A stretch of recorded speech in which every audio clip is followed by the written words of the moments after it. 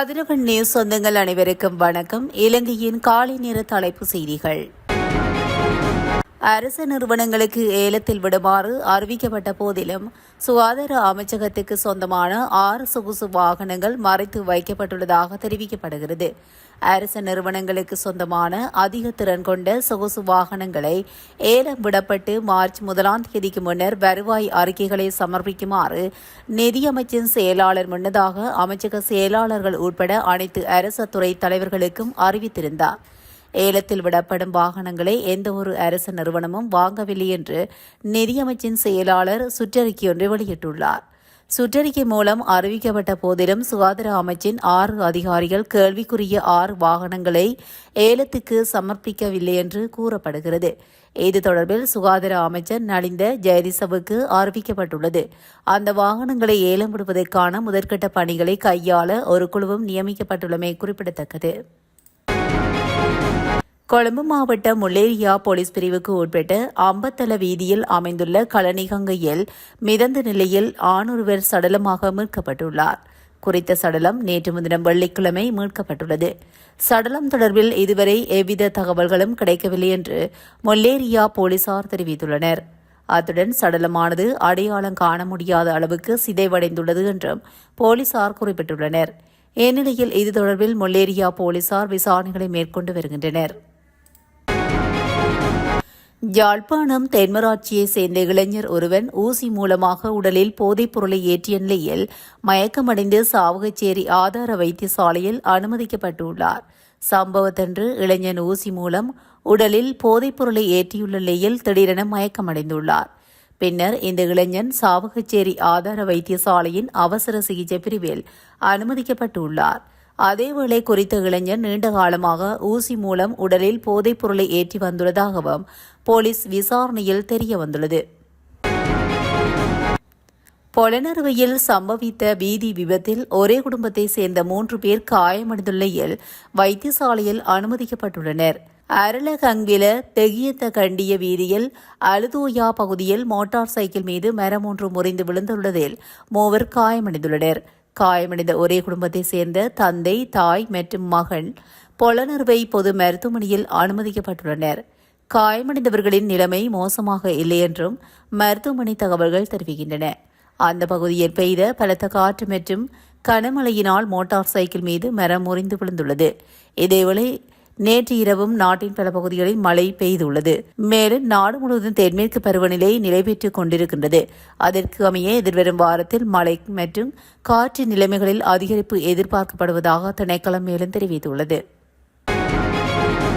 நாகை இலங்கை பயணிகள் கப்பல் சேவையில் மேலதிக பயண பொதியினை எடுத்து செல்ல இந்திய மத்திய அரசு மற்றும் தமிழக அரசும் அனுமதி அளித்துள்ளதாக இந்திய ஊடகங்கள் செய்தி வெளியிட்டுள்ளது. நாகப்பட்டினம் காங்கேசன் துறைக்கும் இடையே சுபம் நிறுவனம் சிவகங்கை என்ற பெயரில் கப்பல் போக்குவரத்தை தொடங்கியது. நேற்று முன்தினம் 100வது நாளை முன்னிட்டு நாகப்பட்டினம் துறைமுகத்திலிருந்து காங்கேசன் துறைக்கு புறப்பட்ட கப்பலில் 85 பயணிகள் பயணம் செய்தனர். விமான கட்டணத்தை விட கப்பல் கட்டணம் குறைவாக இருப்பதனால் கப்பலில் பயணம் செய்யும் சுற்றுலா பயணிகளின் எண்ணிக்கை அதிகரித்து வருவதாக தெரிவிக்கப்பட்டுள்ளது. மேலும் குறித்த கப்பலில் ஏற்கனவே பயணிகள் 10 கிலோ வரை பயண பொதியை எடுத்து செல்ல அனுமதிக்கப்பட்டுள்ளது. ஆனால் தற்போது 22 கிலோ வரை மேலதிகமாக பயண பொதியை எடுத்து செல்ல சுற்றுலா பயணிகளுக்கு இந்திய மத்திய அரசு மற்றும் தமிழக அரசு அனுமதி அளித்துள்ளன. இதனால் சுற்றுலா பயணிகள் மத்தியில் நல்ல வரவேற்பு கிடைத்துள்ளது என சுபம் கப்பல் நிறுவனத்தினர் குறிப்பிட்டுள்ளனர். மருத்துவ ஆய்வக தொழில்நுட்ப வல்லுநர் மற்றும் பிசியோதெரபிஸ்ட் பதவிகளுக்கான பட்டதாரிகளை ஆட்சேர்ப்பு செய்வதற்கான நேர்காணல்கள் சுகாதார அமைச்சில் நடைபெற்றுள்ளன. சமீபத்தில் நடைபெற்ற போட்டி பரீட்சையில் தகுதி பெற்றவர்களுக்காக இந்த நேர்காணல்கள் நடத்தப்பட்டதாக சுகாதார அமைச்சு தெரிவித்துள்ளது. மருத்துவ ஆய்வக தொழில்நுட்ப வல்லுநர் பதவிக்கு 294 பேரையும் பிசியோதெரபிஸ்ட் பதவிக்கு 200 பேரையும் நியமிக்க சுகாதார அமைச்சு இதுவரை ஒப்புதல் அளித்துள்ளதாக தெரிவிக்கப்படுகிறது. அதன்படி நேற்று நடைபெற்ற நேர்காணலில் தேர்ச்சி பெற்றவர்கள் அந்த பதவிகளுக்கான தொடர்புடைய மாற்றீடு மற்றும் சேர்க்கை கற்க நெறிகளுக்காக ஆட்சேர்ப்பு செய்யப்படுவார்கள் என தெரிவிக்கப்பட்டுள்ளது. ஆசிரியர் கல்லூரிக்கான இறுதிப் பரீட்சை இம்மாதம் 19ஆம் தேதி முதல் 26ஆம் தேதி வரை 4 பரீட்சை மையங்களால் நடைபெறும் என அறிவிக்கப்பட்டுள்ளது. குறித்த அறிவிப்பானது புதிய பரீட்சைகள் ஆணையாளர் நாயகம் AKS இந்திகா குமாரி லியனகவினால் விடுக்கப்பட்டுள்ளது. இதேவேளை பரீட்சைக்கான விண்ணப்பதாரர்களின் அனுமதி அட்டைகள் ஆசிரியர் கல்லூரிகளுக்கு தபால் மூலம் அனுப்பப்பட்டுள்ளதாக தெரிவிக்கப்படுகிறது. மேலும் பரீட்சை திணைக்களத்தின் உத்தியோகபூர்வ வலைதளத்தை பார்வையிட்டு அனுமதி அட்டைகளை பதிவிறக்கம் செய்வதற்கான வசதிகள் வழங்கப்பட்டுள்ளதாகவும் திணைக்களம் தெரிவித்துள்ளது.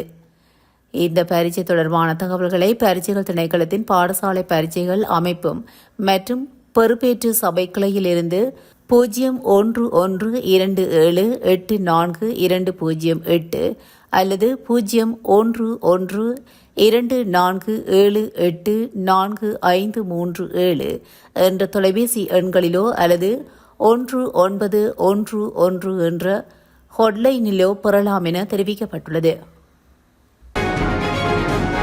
இந்த ஆண்டு இதுவரை வெளிநாட்டு வேலைவாய்ப்புக்காக பதிவு செய்த இலங்கையர்களில் எண்ணிக்கை 1,00,000 தாண்டியுள்ளதாக இலங்கை வெளிநாட்டு வேலைவாய்ப்பு பணியகம் அறிவித்துள்ளது. ஜனவரி முதல் மே மாத நடுப்பகுதி வரை மொத்தமாக 1,413 நபர்கள் பதிவு செய்து வெளிநாட்டு வேலைவாய்ப்புக்காக நாட்டை விட்டு வெளியேறியுள்ளனர் என்று இலங்கை வெளிநாட்டு வேலைவாய்ப்பு பணியகம் தெரிவித்துள்ளது. இந்த எண்ணிக்கையில் 64,150 பேர் சுயாதீனமாக பதிவு செய்துள்ளனர். அதே நேரத்தில் 36,263 பேர் உரிமம் பெற்ற வெளிநாட்டு வேலைவாய்ப்பு முகவர் நிலையங்கள் மூலம் பதிவு செய்துள்ளனர். இவ்வாறு பதிவு செய்தவர்களில் 39,496 பெண்கள் மற்றும் 60,917 ஆண்கள் அடங்குவார்கள் என தெரிவிக்கப்பட்டுள்ளது. குவைத் மிகவும் பிரபலமான இடமாக உருவெடுத்துள்ள நிலையில் 25,672 வேலை தேடுபவர்கள் அங்கு செல்கின்றனர். இதற்கிடையில் ஐக்கிய அரபு எமிரேட்ஸில் 18,474 பேரும், கத்தாரில் 14,162 பேரும் மற்றும் சவுதி அரேபியாவில் 12,625 பேரும் வேலைவாய்ப்பை பெற்றுள்ளனர். மேலதிகமாக ஜப்பானில் 4,212 பேரும், இஸ்ரேலில் 3,395 பேரும், தென்கொரியாவில் 2,036 பேரும் வேலைக்காக பதிவு செய்துள்ளனர். மீதமுள்ள பதிவுதாரர்கள் பிற நாடுகளில் வேலை வாய்ப்புகளை பெற்றுள்ளனர். இந்த ஆண்டு இறுதிக்குள் மொத்தமாக 3,40,000 இலங்கையர்கள் வெளிநாட்டு வேலைவாய்ப்புக்காக அனுப்ப இலக்கு வைத்துள்ளதாக பணியகம் மேலும் தெரிவித்துள்ளது. பலத்த மழை காரணமாக நாவலப்பட்டி பகுதியில் வெள்ளப்பெருக்கு ஏற்பட்டுள்ளது. நாவலப்பட்டி பேருந்து நிலையம் மற்றும் அதற்கு அருகிலுள்ள பிரதான வீதியில் வெள்ளப்பெருக்கு ஏற்பட்டுள்ளதாக செய்திகள் தெரிவிக்கின்றன. இதனால் நாவலப்பட்டி பகுதியில் போக்குவரத்து நடவடிக்கைகள் பாதிப்படைந்துள்ளதாக தெரிவிக்கப்பட்டுள்ளது. இலங்கை வாழ் பெற்றோர்களுக்கு கடுமையான எச்சரிக்கை ஒன்று விடுக்கப்பட்டுள்ளது. இலங்கையில் சிறுவர்களிடையே தற்போது இன்ஃபுளுயன்சா, டெங்கு காய்ச்சல் மற்றும் சிக்குன்குன்யா ஆகிய 3 நோய்களின் பாதிப்பு அதிகரித்து வருவதாக சுகாதார அதிகாரிகள் தெரிவித்துள்ளனர். கடந்த விடுமுறை நாட்களில் சிறுவர்கள் அதிகமாக பயணம் செய்தமை மற்றும் அதிக கொண்டாட்டங்களில் ஈடுபட்டமையே இதற்கு காரணமாகும். இந்த வைரஸ் நோய்களில் இன்ஃபுளுயன்சாவின் பாதிப்பு அதிகமாக காணப்படுவதாகவும் குறிப்பிடப்பட்டுள்ளது.